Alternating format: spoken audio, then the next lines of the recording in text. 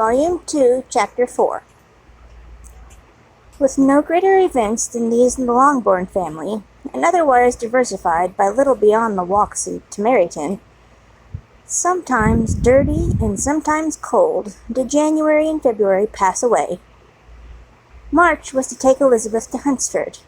She had not at first thought very seriously of going thither, but Charlotte, she soon found, was depending on the plan, and she gradually learned to consider it herself with greater pleasure as well as greater certainty. Absence had increased her desire of seeing Charlotte again, and weakened her disgust of Mr. Collins.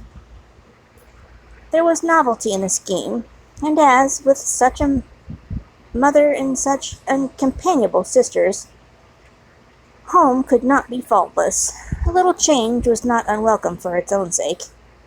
The journey would moreover give her a peep at Jane, and in short, as the time drew near, she would have been very sorry for any delay. Everything, however, went on smoothly, and was finally settled according to Charlotte's first sketch. She was to accompany Sir William and his second daughter. The improvement of spending a night in London was added in time, and the plan became perfect as a plan could be. The only pain was in leaving her father, who would certainly miss her, and when it came to the point, so little liked her going that he told her to write to him, and almost promised to answer her letter.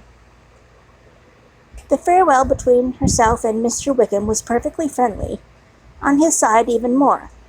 His present pursuit could not make him forget that Elizabeth had been the first to excite and deserve his attention, the first to listen and to pity, the first to be admired, and in his manner of bidding her adieu, wishing her every enjoyment, reminding her of what she was to expect in Lady Catherine de Bourgh, and trusting their opinion of her, their opinion of everybody, would always coincide. There was a solicitude, an interest which she felt much ever attach her to him with the most sincere regard, and she parted from him convinced that whether married or single, he must always be her model of the amiable and pleasing. Her fellow travellers the next day were not of a kind to make her think him less agreeable. Sir William Lucas and his daughter Maria, a good-humoured girl, but as empty-headed as himself, had nothing to say that could be worth hearing, and were listened to about as much delight as the rattle of a chaise. Elizabeth loved absurdities, but she had known Sir William's too long. He could tell her nothing new of the wonders of his presentation and knighthood, and his civilities were worn out like his information.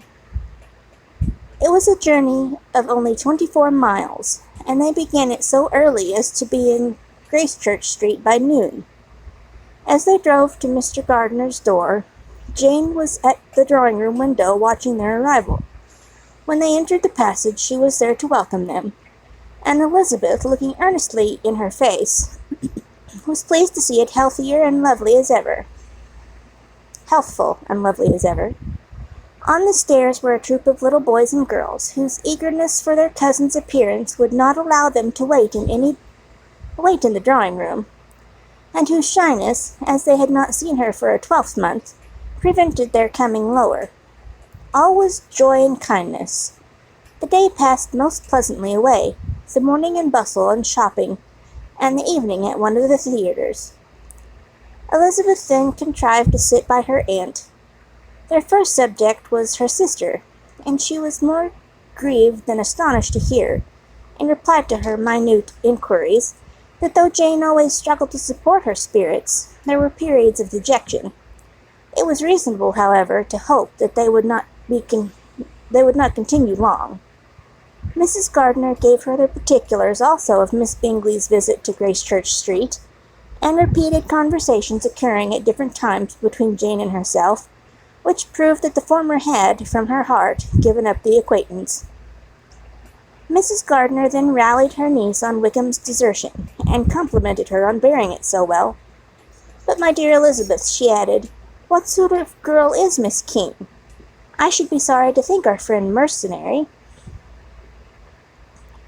Pray, my dear aunt, what is the difference in matrimonial affairs between the mercenary and the prudent motive? Where does desertion end and avarice begin? Last Christmas you were afraid of his marrying me, because it would be imprudent. And now, because he is trying to get a girl with only £10,000, you want to find out if he is a mercenary. If you will only tell me what sort of girl Miss King is, I shall know what to think. She is a very good, kind girl, I believe. I know no harm of her. But he paid her not the smallest attention till her grandfather's death made her mistress of this fortune. No, why should he? If it was allowable for him to gain my affections, because I had no money, what occasion could there be for making love to a girl whom he did not care about, and whom was equally poor? But there seems indelicacy in directing his attentions towards her so soon after this event. A man in distressed circumstances has no time for all those elegant decorums which other people may observe. If she does not object to it, why should we? Her not objecting does not justify him. It only shows her being deficient in something herself, sense or feeling. Well, cried Elizabeth, have it as you choose. He shall be a mercenary, and she shall be foolish.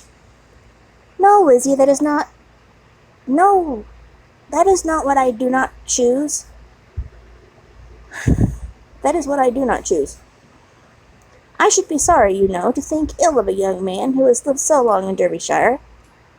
Oh, if that is all, I have a very poor opinion of young men who live in Derbyshire, and their intimate friends who live in Hertfordshire are not much better.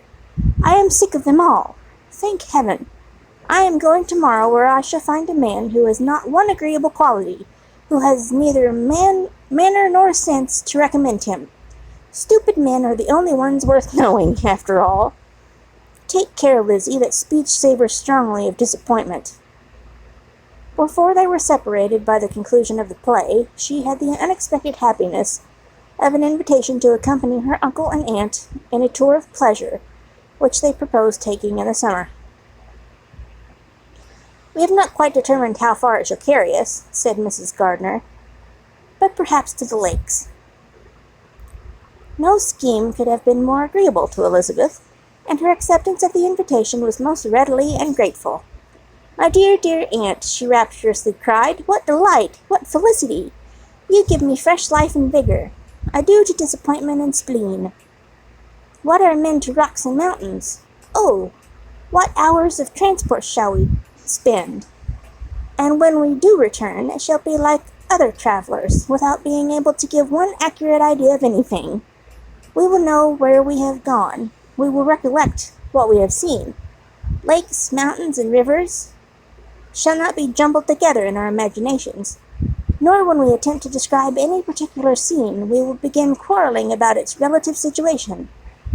Let our first effusions be less insupportable than those of generality of travellers.